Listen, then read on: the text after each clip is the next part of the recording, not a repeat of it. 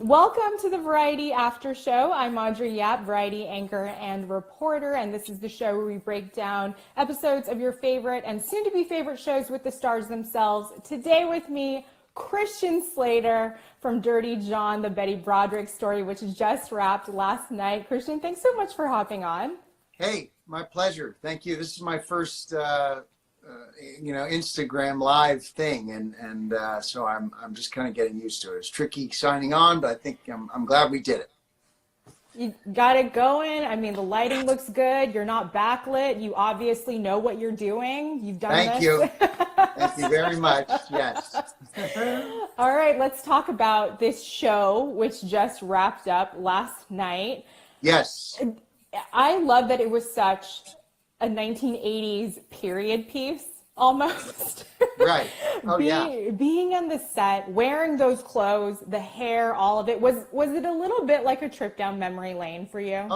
It was at times horrific. I mean, some of the outfits, some of the styling. Amanda really had to go through it. I had to wear some, suits that, it's like nowadays everything is so streamlined and so tailored, and back then it was all about baggy clothes. And so I just found it to be quite hilarious to be putting that stuff back on. But yeah, no, I know the hairstyles, the glasses, but we really just went for it. Dove right in, couldn't really be afraid of it. Didn't really matter how we felt or if we felt we looked silly or not. I was really impressed with Amanda and her hairstyles and some of the crazy outfits she had to wear were just unbelievable. Yeah, you had far less blue eyeshadow than she had. Yeah. I had little hints of it, but that was it. Yeah. Yes. The sweaters were very impressive, though. I mean, the types of, they were impressive. Yeah. Some of the impressive. I had some sweater vests, I think. Yes. Were okay. And yeah, I know. So the sweater vest over like the orange Izod polo shirt. You can't pull that off today. It would be really tough. Yeah. But that's one of the great things about getting to do something like this.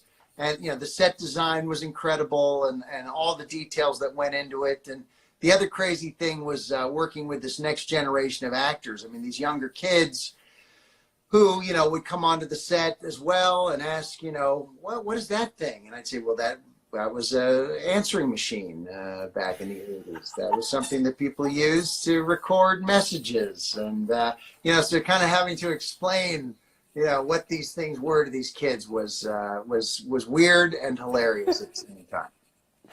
Was that the weirdest thing that you had to explain to them, the answering machine and what a cassette tape is and, Yeah, I mean, that was up there. I can't think of anything other than that at this particular moment that was hard to explain. But there were all kinds of little things like that you just, being a kid or being a guy who grew up in the 80s, you just take it for granted. And here's this whole new generation of kids that only have technology like this. So it's pretty incredible. I mean, we suffered greatly in the 80s. It's really, really amazing we made it through. I explained dial-up to somebody recently, and it was horrifying. Yeah. Speaking of the other actors, they cast a younger version of you, Right. Dan Broderick, with Chris Mason, who knocked it out of the park with the voice and the man. Yeah. What was it like for you to see his performance of you as this character? It was pretty incredible. He followed me around and really paid attention. And he's a great actor. So, that was, I think, a very interesting opportunity for him. And for me, it's just bizarre when they start casting people to play me younger. It's just weird. But look, I'm glad they hired somebody that was as talented and as talented and as good looking as he is, so that was wonderful. He's in good shape and definitely, reminded me of a time long gone by. Not that long ago, and you haven't aged. I think it's like you, Jason Bateman, Paul Rudd, whatever Yeah. you all, whatever, vampire blood you're drinking. Wow. It's really working for you all. Interesting. Yeah, thanks. We are part of the same cult. In the last episode, we know how this story ends, and it ends pretty tragically for Dan Broderick and his Yeah. wife.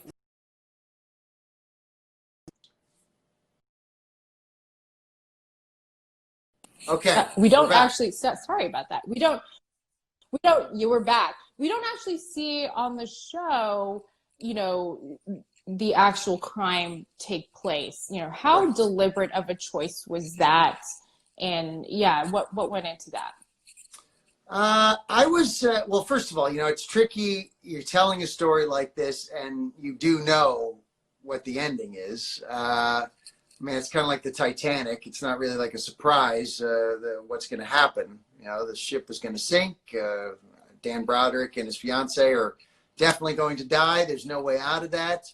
But, I certainly respected the choice by Alexandra Cunningham, the creator, to not show that aspect of it. You don't need to. I mean, people know really what, people can use their imagination as to what that would have looked like. And you don't need to really get into the gory details. I mean, this was more of a psychological drama about two people mentally torturing each other, and one of them seemingly really, really enjoying it.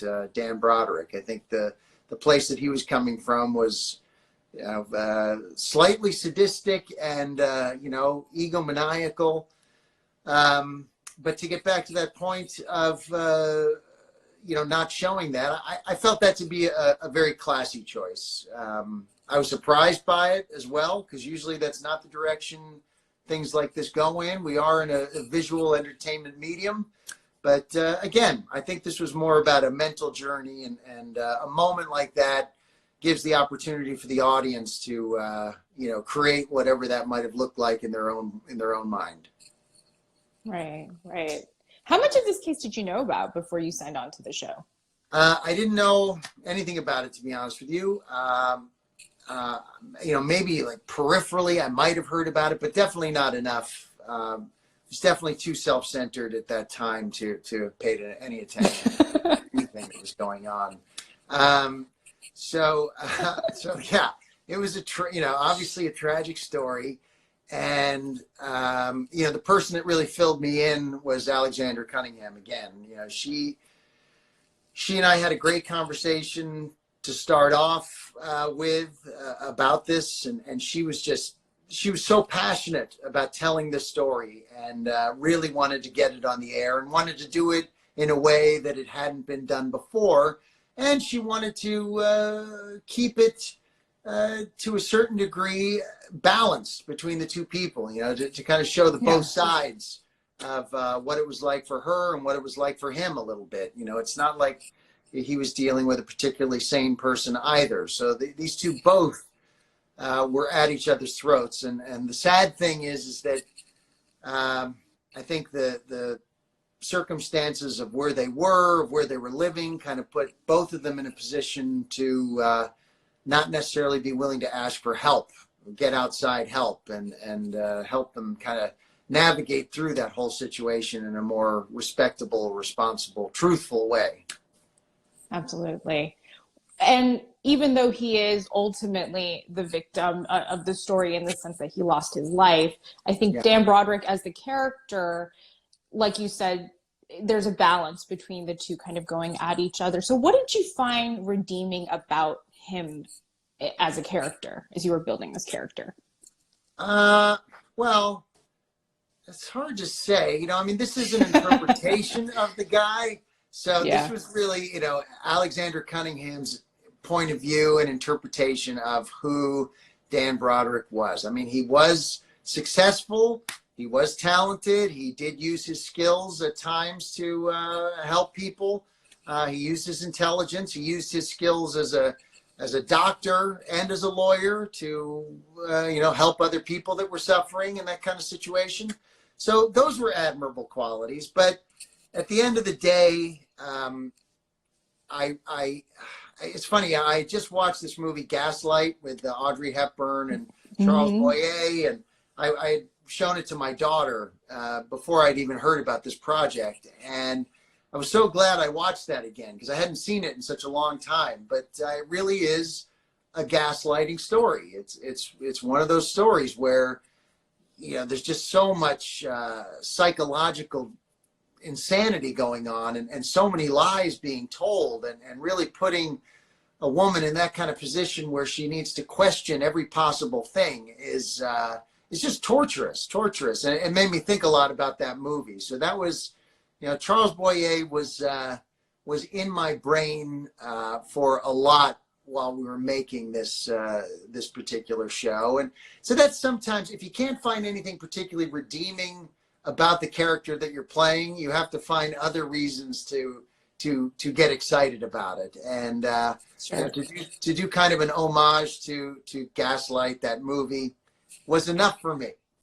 And also to work with Amanda, to work with Alexandra, to work with all the fantastic directors that we got to work with, and to immerse myself into a different kind of role. Especially after doing Mr. Robot, it was nice to really break out of that a little bit and go back to the '80s and immerse myself in that world again. Speaking of going back to the 80s, if you were to look back on your earlier career, is there a movie that you would want to revisit, a world you want to revisit? I mean, we're doing reboots, reimaginings up the wazoo. Yeah. I mean, I don't know, pump up the volume for 2020? That's it, really. I mean, that's it. That would be the one. Really? Really? First of all, that is my favorite movie I think that I've ever done. I mean, to a large degree, favorite job. Maybe it was just because it was like taking the first hit of something. It was just like a really, well, there was Heathers, which was exciting, but Pump Up the Volume was like, it just charged me up, and I loved it, and I loved the people I worked with, and I loved the story and the subject matter, and I felt like it was, in a way, ahead of its time. It wasn't a typical high school movie. I mean, it really did get into some of the darker, more gruesome details of what it's actually like to be a teenager in high school. But yeah, I mean, that would be, to a certain degree, Mr. Robot. I remember people talking about that as being an updated version of Pump Up the Volume. I mean, in Pump Up the Volume, we were dealing on a much smaller scale, where it was just a school and corruption and bigotry and all those sorts of things going on. In Mr. Robot, it was definitely on a more global scale. But that would be certainly a project. I don't think it would be the right thing to do, but it would be fun. I think it would be fun to re-examine, like, what the heck happened to Mark Hunter? Where is the kid that had the pirate radio station? But now it might be, who cares? Because everybody's got a podcast. That was like the original. That was like the original underground podcast before any of this stuff was going on. So it's a little tricky. I mean, there's so many Hard Harrys, Mark Hunters out there now that his voice might be a little lost. But you never know. You never know. Who knows? Maybe I'll no, I won't do anything like that. No. I think you could. I mean, like you said, a podcast, maybe a YouTube show. I don't know. What's he doing now, right? I mean, there's so many different ways this could go. I believe in you. I believe this could happen. Oh, thanks. Okay. Well, yeah. Let's think about it. I know what happened, because I've heard, like, I think they're doing a Pump Up the Volume musical, so that's there is a life there. Okay. I've had meetings with people talking about doing like another high school version of Pump Up the Volume. Obviously not with me, but maybe we get Chris to play young me again in Pump Up the Volume. That'd be fine. I mean, there's still school principals. We could cameo. There's a lot of ways this could go. Sure. Absolutely. Sure.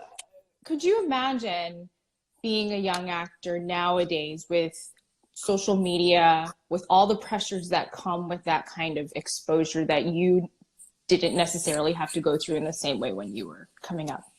I mean, it's all relative. I definitely, had my own levels of pressures and anxieties and things like that I had to deal with. But nowadays, oh my gosh, I mean, it is it is truly, a fishbowl world.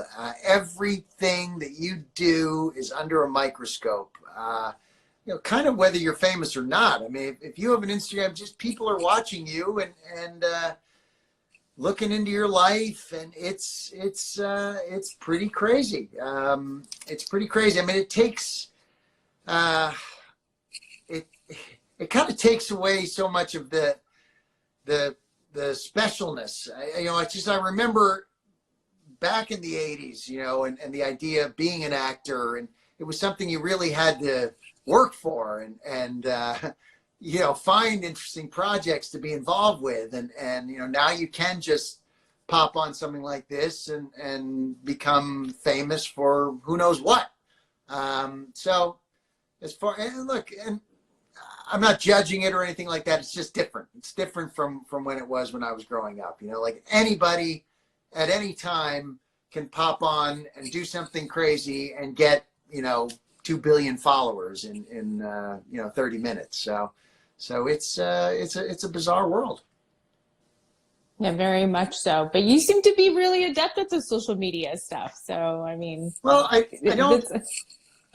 figured this out and how to get on here, but I don't really, I'm not a tweeter, and I don't post a lot of things. My wife and I have a private Instagram that we use with family and friends, things like that, just to kind of, update with the baby photos. And, but she's really good at it. She is hilarious. My wife is really, really, she's a great poster. I mean, she's really good. She should have her own show. It's really hilarious. But we got a great subject too. We got, we just had a baby. She's congratulations. 10 and a half months old now. So she's incredible and adorable, and that's definitely keeping us quite active and busy through this utterly insane time in life. Yeah, how is that? How has this whole quarantine lockdown been for you guys, having a very young child? And well, I mean, having a young child in the midst of it has been good to us. Well, it's always great to have a kid, of course, but in this particular situation, getting to be home has been really good. Usually I'm not home. I was supposed to actually start a job rather quickly after Dirty John, and I'd already been away for 4 months. So, and that was when the baby had just been born. So I'd been gone really for the first 4 months of her life, which was kind of difficult. But, having a gypsy kind of lifestyle that I do, and traveling around and being in different places, it's been nice to a certain degree to get to be home and, be a part of this whole thing of watching her learn to crawl, and now she's walking around and starting to talk a little bit. And I mean, these are big deals here at home. They're pretty major milestones, and I'm just glad that I'm getting the opportunity to be a part of it. Really, it's great. It's great. I was such a big Mr. Robot fan. I think it's one of the most interesting shows in the past few years. We actually had BD Wong on a couple of months ago for this show, and cool.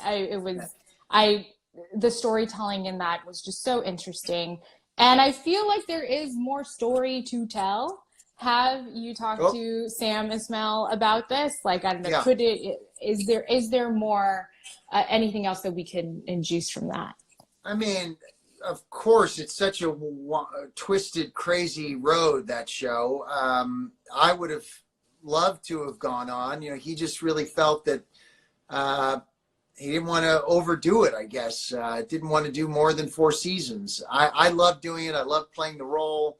Of course, there'll be times when I loved it so much, where I'll fantasize about what else we could have done and what else, who knows, we could do. I mean, like you said, things get revisited all the time. One of the things that I did take from the show was the jacket and the hat. So I have all that stuff in my closet. So ready to go. I'm ready to go. Just take it right out of the closet and zip right there. And I loved working with Rami, of course. Yeah, I would love to. It would have been. And Sam Esmail was just a great creative guy to work with, and I really did love it. You know, I mean, the show went to some pretty dark, intense places, and you don't necessarily get the opportunity to have that kind of experience, and to work with so many great people that I love. Carly was great, and just very rare when an experience like that comes together the way it did. Was there a storyline or something that you wanted to explore that you weren't able to specifically? Well, there were aspects. I thought, an interesting possibility would have been to really go back in time and explore a little bit more of the Washington Township and how